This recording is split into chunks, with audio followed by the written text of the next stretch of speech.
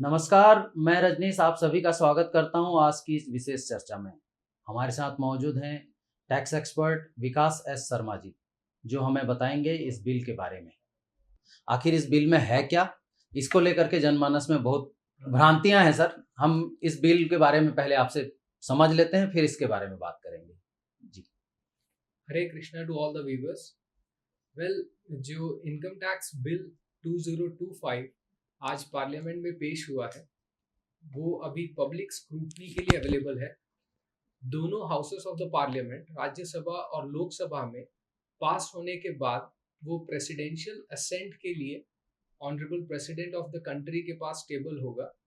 और once presidential ascent receive हो जाती है उसके बाद ये income tax bill 2025 income tax act 2025 में कन्वर्ट हो जाएगा, जिसके साथ ही इनकम टैक्स एक्ट 1961 जो अभी करंट लॉ है वो रिप्लेस हो जाएगा इस न्यू इनकम टैक्स एक्ट 2025 से, जो कि 1 अप्रैल 2026 से इफेक्टिव होगा। और अकॉर्डिंगली फाइनेंशियल ईयर 2026-27 से एप्लीकेबल होगा और फाइनेंशियल ईयर 26-27 और सब्सिक्वेंट ईयर्स के लिए एप्लीकेबल हो जाएगा। तो ये है इनकम टैक्स एक्ट 2025। अच्छा सर, इस बिल को लाने के पीछे सरकार की मंशा क्या रही है?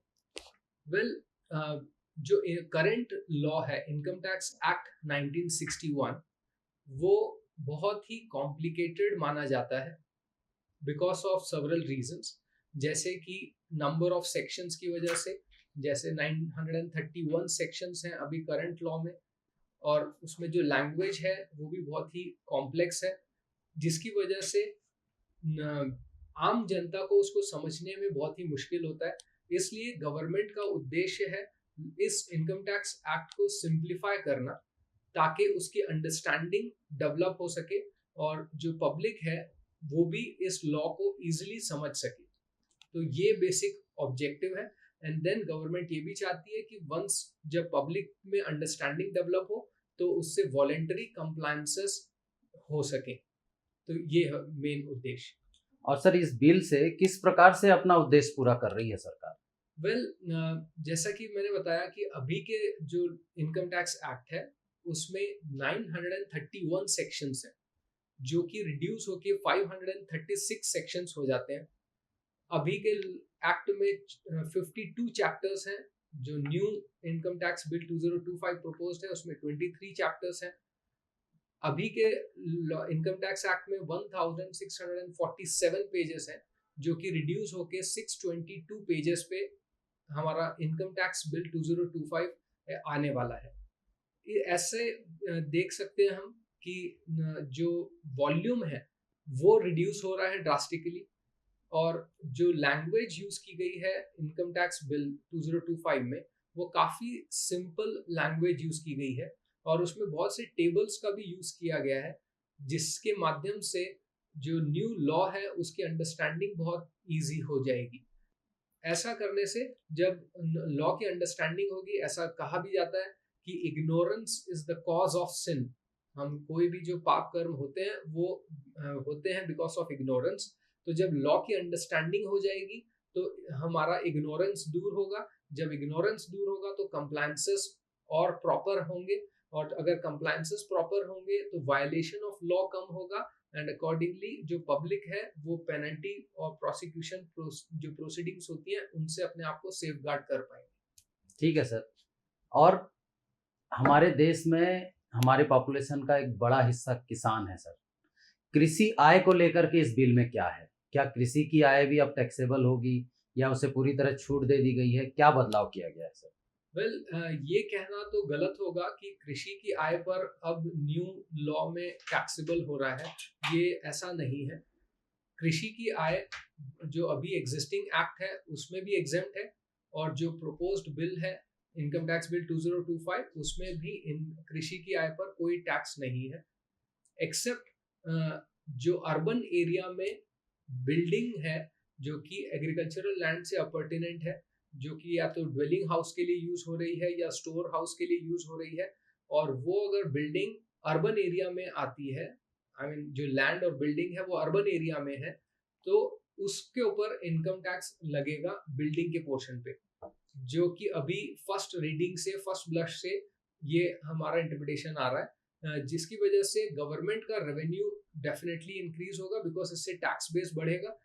उसी प्रकार हमने देखा है कि सीडलिंग्स और सैपलिंग्स की नर्सरी होती है, अगर वो नर्सरीज अर्बन एरिया में ऑपरेट कर रही हैं, वी कैन से कि अगर वो कमर्शियल प्रिंसिपल्स पर है, बिल्डिंग अगर अर्बन एरिया में है, तो उस पर भी इनकम टैक्स लगेगा और वो एग्रीकल्चरल इनकम के डेफिनेशन से बाहर हो जाएंगी। सो इन दिस वे गवर्नमेंट का टैक्स बेस डेफिनेटली एक्सपैंड होगा, जिससे गवर्नमेंट का रेवेन्यू बढ़ेगा। इसमें एक चीज और समझने की जरूरत है सर, रियल इस्टेट का क्या होगा सर? रियल इस्टेट के सेक्टर में जो टैक्स का स्लैब था या जो भी उसके स्ट्रक्चर थे, उसको कैसा चेंज किया गया है या इस नए बिल में क्या है उसके लिए? वेल, रियल एस्टेट सेक्टर के लिए एक वेलकम अमेंडमेंट ही है। जो प्रोविजन प्रपोज किया गया है वो बहुत ही सराहनीय है। हमने जैसे रियल एस्टेट सेक्टर में जो बिल्डिंग है या फ्लैट्स होते हैं, जो यूनिट्स जैसे हम कह सकते हैं, स्टॉक इन ट्रेड, इन्वेंट्री, ये टर्म्स यूज होते हैं। तो जो स्टॉक इन ट्रेड है, लेट्स से बिल्डिंग या फ्लैट्स, और अगर वो 2 साल तक जो बिल्डर्स हैं उनके लिए हाउस प्रॉपर्टी का डीम्ड रेंटल इनकम पर टैक्स नहीं लगेगा 2 years from the end of the financial year in which the completion certificate is received.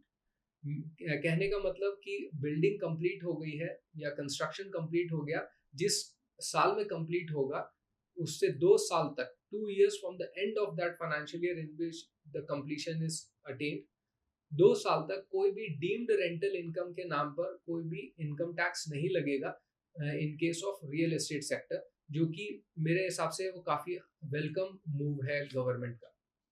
Sir family pension का क्या होगा? पहले जिस प्रकार से मिलता था, अभी उसमें क्या बदलाव हुआ है सर? फैमिली पेंशन में भी एक बहुत ही वेलकम अमेंडमेंट है, इस सेंस में कि पहले फैमिली पेंशन में 15,000 रुपए तक की ही डिडक्शन मिलती थी, जो कि अब बढ़कर 25,000 रुपीज की डिडक्शन प्रपोज्ड है। और उसी प्रकार जो सैलरी के पर्सन्स होते हैं, सैलरीड पर्सन्स, उनके लिए भी वेलकम अमेंडमेंट है। अगर कोई 75,000 रुपीज तक की standard deduction in case of salaried persons act में प्रोपोज्ड है, बिल में। अच्छा, और एनजीओ सेक्टर के लिए क्या कहा जाए, उसमें क्या बदलाव हुए हैं? उसमें जैसे कि प्रॉफिट, नॉन प्रॉफिट एनजीओज होते थे, उन सबको लेकर के टैक्स का स्लैब क्या है, उसमें क्या बदलाव किए गए हैं सर? वेल, जो एग्जिस्टिंग लॉ है उसमें 2 टर्म्स यूज होते हैं, चैरिटेबल एंटिटीज या रिलीजियस एंटिटीज एंड ट्रस्ट। उसकी जगह अब नया जो टर्म यूज होने वाला है वो है रजिस्टर्ड नॉन प्रॉफिट ऑर्गेनाइजेशंस। वर्तमान लॉ में जिन चैरिटेबल एंटिटीज की इनकम बेसिक एग्जेम्पशन लिमिट से एक्सीड करती है, उन्हीं को ऑडिट कराना आवश्यक था, बट जो न्यू बिल प्रपोज्ड है उसमें जो रजिस्टर्ड एनपीओज है, नॉन प्रॉफिट ऑर्गेनाइजेशंस, उनको अपने अकाउंट्स की ऑडिट करानी पड़ेगी रिगार्डलेस ऑफ कि उनकी इनकम बेसिक एग्जेम्पशन से एक्सीड करती है या विद इन रहती है। बिल्कुल, ये तो काफ़ी विस्तार पूर्वक आपने बता दिया सर। अब एक और सवाल उठता है कि आखिर कब तक ये लागू हो जाएगा? इस पे सरकार क्या कर रही होगी? जैसे कि आज पार्लियामेंट में ये बिल पेश हो चुका है, और जैसे ही both the houses of parliament इसको पास करते हैं, of course after public scrutiny, अभी हम सबके पास समय है, हम इस इनकम टैक्स बिल को थॉरोली स्टडी हम सभी करेंगे, और जितने भी स्टेक होल्डर्स हैं वो अपने रिप्रेजेंटेशंस गवर्नमेंट को दे सकते हैं, और वो सारे बातें पार्लियामेंट की जो स्टैंडिंग कमेटी होती है ऑन फाइनेंस और गवर्नमेंट है, वो डेफिनेटली उनको कंसिडर करेंगी, जो अमेंडमेंट्स उनको रीजनेबल लगते हैं, और फिर उसके बाद वो प्रेसिडेंशियल असेंट के लिए पुट अप होगा, और प्रेसिडेंशियल असेंट रिसीव होने के बाद में जैसे एक्ट में कन्वर्ट होगा, and according to the bill ये इफेक्टिव डेट 1 अप्रैल 2026 है। चलिए, बहुत बहुत धन्यवाद सर हमसे जुड़ने के लिए, हमसे बातें करने के लिए, और हमारे दर्शकों को इतने विस्तार पूर्वक इस बिल के बारे में बताने के लिए। Thank you so much sir. Thank you so much. Hare Krishna.